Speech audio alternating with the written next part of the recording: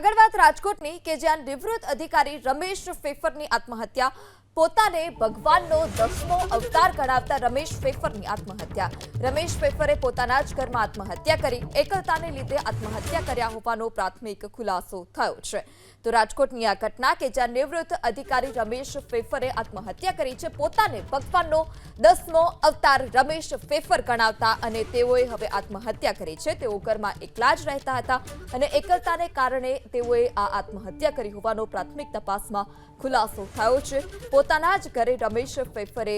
મોતને વહાલું કર્યું છે વધુ માહિતી સાથે સંવાદદાતા પરાક્રમસિંહ ફોન લાઈનથી જોડાયા છે જે પરાક્રમસિંહ રમેશ ફેફર આત્મહત્યાને લઈ કોઈ માહિતી સામે આવી છે ખરી ગઈકાલે મોડી રાત્રે પોતાના ઘરે તેમને આત્મહત્યા કરી લીધી છે સમગ્ર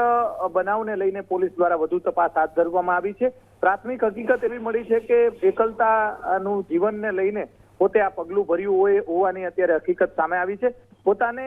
જે ભગવાનનો અવતાર માનનાર રમેશ ફેફર છે તે સિંચાઈ વિભાગના વડોદરાના અધિકારી પણ હતા અનેક વખત પોતાના નિવેદનોથી વિવાદમાં પણ ભૂતકાળમાં આવી ચૂક્યા હતા પરંતુ તેમની આ જે